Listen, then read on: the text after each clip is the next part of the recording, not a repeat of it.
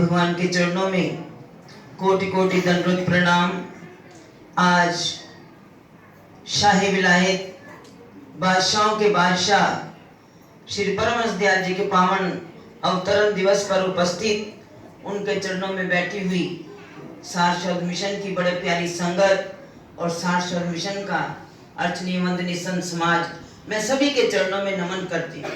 और आज खुशियों बड़ी जो है वो रात है।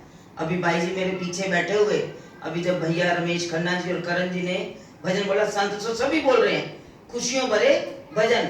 जब इन्होंने भजन बोला तो मेरे पीछे भाई जी की, मेरे दिल में भी वही बात उठ रही थी।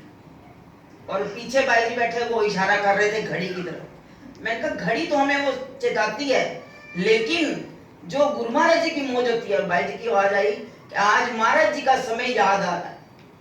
ये बच्चे तब छोटे थे जब महाराज जी के चरणों में ये भजन गाते थे, और आज ये बड़े हो गए गुरु महाराज जी की महिमा करते करते।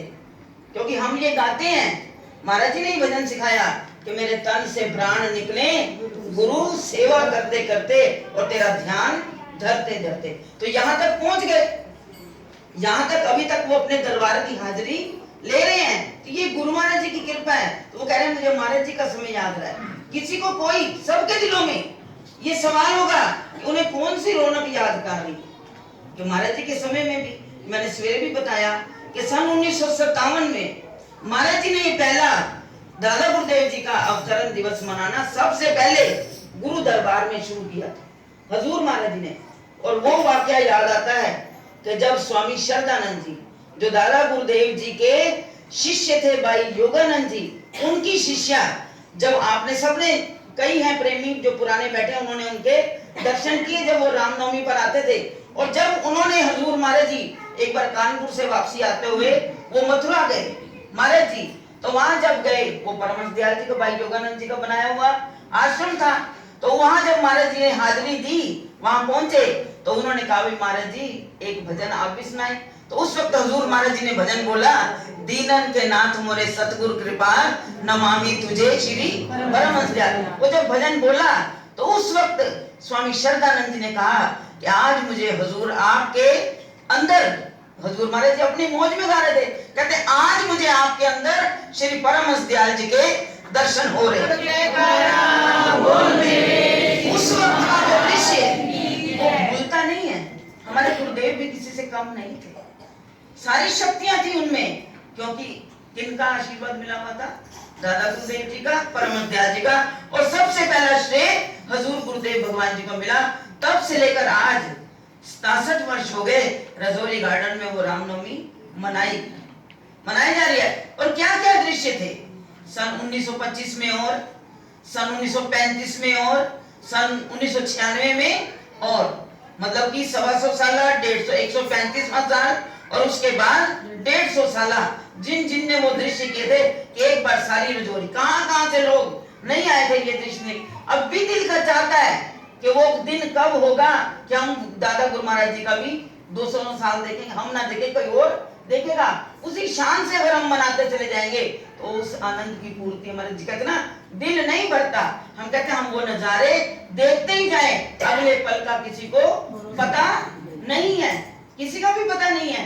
कहते हैं गृहस्थी लोग तो मकान बनाते हैं, गृहस्थी लोग तो मकान बनाते हैं, हम इसमें रहेंगे। तो एक व्यक्ति से कहा भी आप चुप बैठे हो, बोलते नहीं। वो थे कुछ साधु प्रवृत्ति के। उन्होंने कहा कि लोग मकान बनाते हैं, दुकान बनाते हैं, वो कहते हैं कमाएंगे खाएंगे, और जो मकान बनाते कहते हैं हम इसमें वास करेंगे, हम रहेंगे। लेकिन उन्होंने कहा आप भी तो कुछ बोलो। कहते मैं सोचता हूँ ये श्वास आया है, अगला आएगा भी या नहीं आएगा, मैं किस बात की ये गारंटी दूं। मैं तो कहता हूँ जो मेरे पास है मैं इसको संभाल लूं, इसको मैं प्रभु ज्यादा ना बोलूं, मैं भगवान के भजन में ही इसको लगा लूं।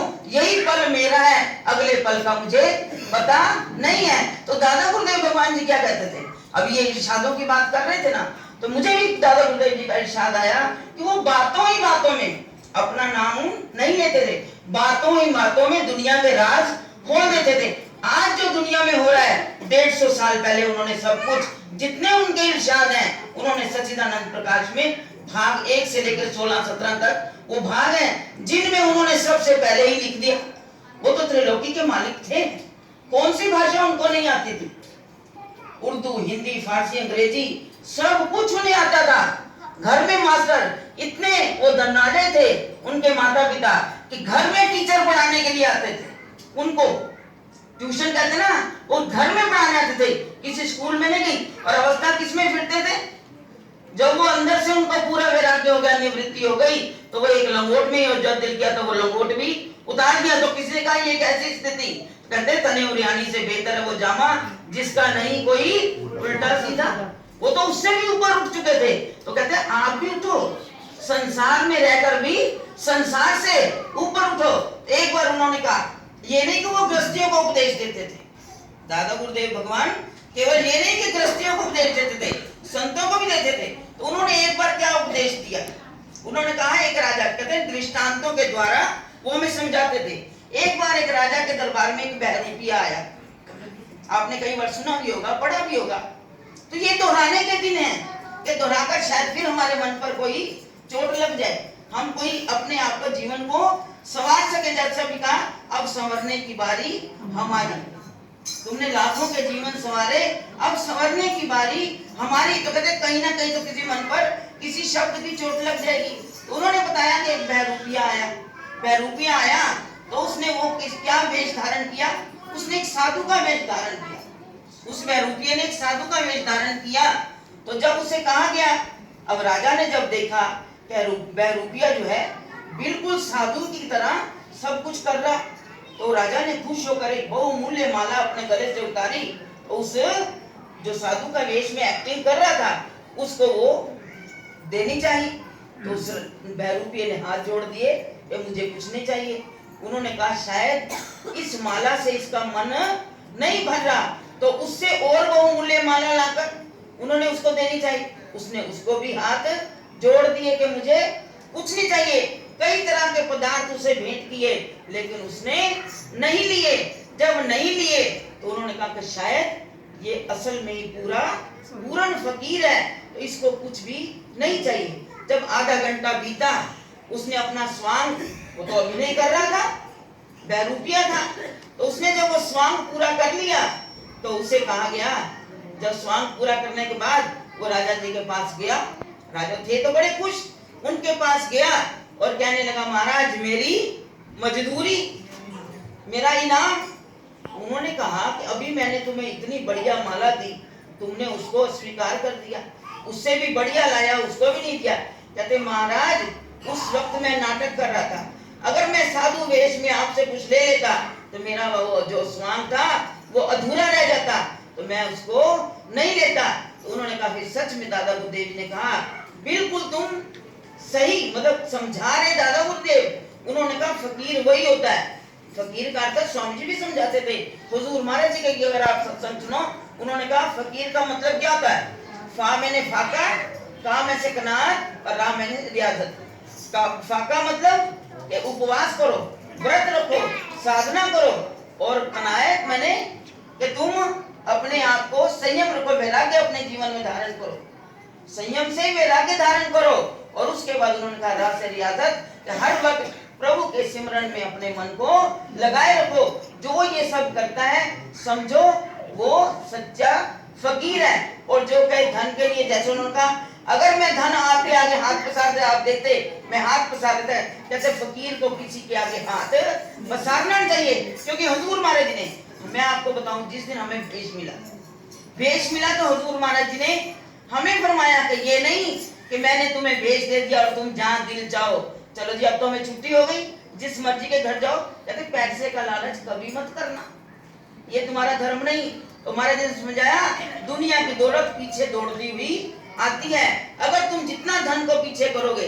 और हुजूर महाराज जी कहते थे कि जेड़ा जग विच मान न चावे ओदा सतगुरु मान बधावे।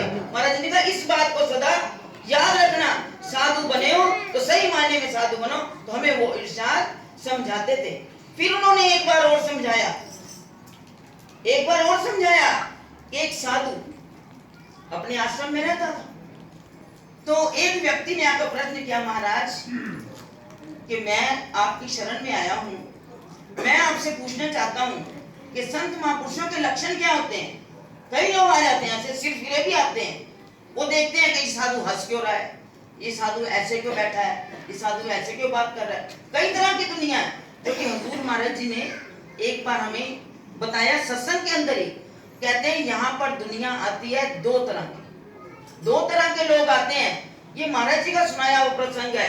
उन्होंने कहा कि मैं अगर आसन पर बैठा हुआ, कोई लड़की, कोई सेविका, अगर वो छोटी उम्र की हो, अगर आए, लोग कई ऐसे बैठे होंगे जिसकी तो मैंने बाजू पकड़ ली, दोनों हाथ, कई बार प्रणाम करो तो महाराज जी बड़े प्यार से बच्चों के हाथ पकड़ लेते थे। कहते यहाँ ऐसे लोग बैठे हुए हैं, दृष्टि ऐसी होती है कि वो कहेगा देखो कैसे साधु हैं, जवान लड़की का हाथ पकड़ ली। और कई ऐसे होंगे उनके अंदर तड़प मच जाती है, हाय काश हम भी भाग्यशाली होते, कभी गुरुदेव के हाथों का स्पर्श हमें भी मिलता, हमारी भी बाजू कभी गुरुदेव ऐसे पकड़ लेते। तो महाराज ने कहा बताओ किसको क्या मिला, किसको क्या मिला, क्या उसको मिला कुछ जिसने ये मन में आशा करी कि ये संत कैसे हैं, वो कुछ ले जाएगा? कहते उसको कुछ नहीं मिलेगा। वो जिसके अंदर तड़प पैदा हो गई कि कभी मेरे गुरुदेव का स्पर्श एक बार, एक घड़ी, एक क्षण के लिए मिल जाएगा, समझो उसकी तो दुनिया बन, उसकी तड़प में ही उसको सब कुछ मिल गया। और कईयों को ये होता था कि जैसे दिल में धारणा करो, रात को गुरुदेव उसकी इच्छा वही पूर्ण कर देते थे। कई बैठे हैं ऐसे, हुजूर महाराज जी के साथ कई ऐसी लीलाएं हुई महाराज जी ने की कि गुरुदेव उनको रात झट से चाहे सपने में मिले, वो सपनों की दुनिया नहीं होती, वो योग निद्रा होती है जिसमें गुरुदेव आकर मिलते हैं और हमारे मन की इच्छाएं जो दिल की होती है वो हर एक बात को पूरी करते हैं। तो जब सुबह जी उठता है, कहते हैं आज मेरे मन को बड़ी ही शांति है, मेरे मन को बड़ा सुकून मिला। उनका दिल सवेरे खिला होता है, उनका चेहरा खिला होता है, जिसको सारी रात को अपने सतगुरु का दर्शन दीदार हो जाता है। तो इसलिए हुजूर महाराज जी ने बताया कि ये दुनिया बनी है, ये संसार बना, ये परमात्मा ने एक पासा फेंका है कि तुमने इस संसार में कैसे जीना ये सीखो। कैसे सिखाया? उन्होंने कहा एक व्यक्ति संत के पास आया और कहने लगा कि महाराज संत महापुरुष कैसे मतलब अच्छे लगते हैं, वो कैसा जीवन जिए। उन्होंने कहा बेटा ये मैं तुम्हें समझा नहीं सकता, कुछ दिन आपको मेरे पास, मेरे आश्रम में रहना पड़ेगा। कहने लगा ठीक है महाराज मैं रह जाता हूँ। उन्होंने कहा ठीक है, रहते रहकर थोड़ी बहुत सेवा भी करनी पड़ेगी। कहते कोई बात नहीं, सेवा भी करूंगा, कुछ जानने के लिए तो मुझे कुछ करना पड़ेगा। जब वो आश्रम में रहा, एक दिन क्या हुआ, कहते ना कि जो कोई गुरु दर्शन को जाता तो खाली हाथ कभी नहीं जाना चाहिए, जो कुछ और नहीं बनावे पत्र पुष्प फल भेंट चढ़ावे। ऐसे ही एक व्यक्ति गुरुदेव के चरणों में आया, वो व्यक्ति सेवा में था। जब वो आया व्यक्ति तो वो खाली हाथ नहीं आया, थोड़ा सा फल लेकर आया, उसने आकर गुरुदेव के चरणों में भेंट कर दी। अब गुरुदेव ने पता क्या किया, वो फल लिया, लेकर उसने मुंह उधर किया और बैठ के उसको खाना शुरू कर दिया। खाया, किसी को नहीं पूछा, किसी की तरफ देखा नहीं, खा पी के मस्त। अब जब वो व्यक्ति ने कहा, वो जल बुन गया कि मैं आया, प्रसाद लेकर आया, इन्होंने हमारी तरफ मुंह भी नहीं किया और अपना खा पी के मुंह पहुंच के इधर बैठ गए। वो व्यक्ति जो आया था वो मन में निराश होकर वापस चला गया। जब वो वापस चला गया तो गुरुदेव कहने लगे उस बालक को जो आश्रम में कुछ दिन के लिए रहा, उसे कहा बेटा ये जो व्यक्ति आया था क्या ये खुश गया है, इसके चेहरे पर रौनक थी? बोला महाराज कहाँ रौनक थी, ये तो इसका तो माथा ही ऐसे हो गया, आपने मुंह उधर किया तो सब कुछ खाने लग गए झटपट और ये अपना वापस चला गया नाराज होकर। उन्होंने कहा देख बेटा संत वो ऐसा नहीं होना चाहिए। उन्होंने समझाया तो कोई व्यक्ति पता नहीं किस तरह अपने घर से कुछ भी भेंट करने के लिए लाता है तो उसको ऐसा व्यवहार नहीं करना चाहिए कि आप ही अपना खा लो और किसी को पूछो नहीं। दूसरी बार क्या हुआ, अगले दिन कोई और भक्त आया क्योंकि वो बच्चा उसको सिखाना था। जब वो दूसरा आया वो भी ऐसे ही फल लाया। अब गुरुदेव ने क्या किया, उन्होंने क्या किया, वो फल उठाया और बाहर नाली में फेंक दिया। जब ऐसा फेंका तो वो जो व्यक्ति का सामान आश्रम में आए और उसको यूं उठाकर फेंक दिया, जाए तो जाए, चाहे कोई मर्जी ले जाए, है। तो उस व्यक्ति ने कभी, जब वो व्यक्ति चला गया गुस्से का मारा, तो वो व्यक्ति आया, उनका बेटा आज तो ये पूछ गया होगा, आज मैंने खाया नहीं, मैंने मुंह उधर के खाया नहीं, मैंने उसको बाहर ही फिकवा दिया, अपने पास नहीं रखा। तो महाराज ये तो कल वाले से भी ज्यादा चल गया, कल वाले से भी ज्यादा इसको गुस्सा आ गया, चला गया। कहते फिर इसका मतलब ऐसा भी नहीं करना चाहिए। तीसरे दिन फिर वही बात हुई, तीसरा कोई और आया, वो भी कुछ लेकर आया। तो उस वक्त संतों ने क्या किया, उन्होंने जलाया, घर में मंदिर था, आश्रम में जो मंदिर था उनको भोग लगवाया, जितने लोग बैठे थे उन सबको वो बांटा। उसके बाद उसमें से थोड़ा उन्होंने भी खाया, उस व्यक्ति को भी प्रसाद दिया। वो व्यक्ति बड़ा ही खुश, जब वो खुश गया आश्रम से तो उन्होंने कहा बेटा ये तो व्यक्ति खुश गया। कहते हाँ महाराज, इसका आपने प्रसाद भोग भी लगवाया, सबको बांटा भी और बांट कर खाया, आपने स्वयं अकेले नहीं खाया और ना ही उसका तिरस्कार किया। कहते ऐसा होना चाहिए साधुओं का जीवन, उनका संसार भी ऐसा ही है। अगर साधु को ऐसा चाहिए तो संसारी व्यक्ति को भी ऐसा ही जीवन अपनाना चाहिए कि परमात्मा ने जो दिया है उसको चूम चाट कर कि जो दिया ये तेरा शुक्रिया है, हम उसका शुक्रगुजार करें और उसका भी परमात्मा को अर्पण के तेरा दिया हुआ है, तेरा तेरे अर्पण, और उसके बाद अपने परिवार को भी वो उसी तरह मिल बांट कर खाए, सबको उसका प्रसाद दे। वो गृहस्थी भी सबसे ज्यादा सुंदर होता है और उसका घर बार में भी लहरें बहरें होती हैं और कोई उससे नाराज नहीं जाता। तो दादा गुरुदेव जी के पास बहुत फार्मूले थे, वो इसी तरह समझाते थे अपने इरशादों के द्वारा, अपने उपदेशों के द्वारा। जिस तरह का व्यक्ति आता था उसको उसी तरह वो निहाल करके भेज देते थे। हमारे दादा गुरुदेव जी ने ये बड़े रहमतों भरे दिन हमें दिए हैं। हम जितना हम उठे बैठे, कहते सोए जागे गुरुदेव की महिमा का गुणगान करें। जैसे कह रहे थे कि रामनवमी आने से पहले हम तैयारी करें कि कैसे अपने दादा गुरुदेव भगवान जी का स्वागत करना है। वो धरा धाम पर आ रहे हैं, थोड़े दिन बाकी है ना, 30 तारीख को उनका अवतरण दिवस है। हम उनके आने की तैयारी के लिए क्या करना है, हमने अपने मन मंदिर को सजाना है, अपने हृदय में से ईर्ष्या द्वेष राग जो कुछ भी है इसको हमने दूर निकाल कर फेंकना है। जब ये मन मंदिर हमारा साफ होगा तो तब जाकर वो हृदय देव जो है सदगुरुदेव भगवान हमारे हृदय में आकर विराजमान होंगे, तब उनका हृदय में जन्म होगा। अगर हमारा घर का, जब महाराज जी लिखते थे ना कि क्या कहते महाराज जी भजन वेड़े च गंध भरिया, मेरा शाम की में घर आवे वेड़े विच गंध भरिया। तो हमने अपने वेड़े को, इस आंगन को साफ करना है, अपने गुरुदेव को हृदय में बिठाने के लिए उनका जन्म हमारे दिल में हो और हमारे दिल में खुशियां ही खुशियां छा जाए।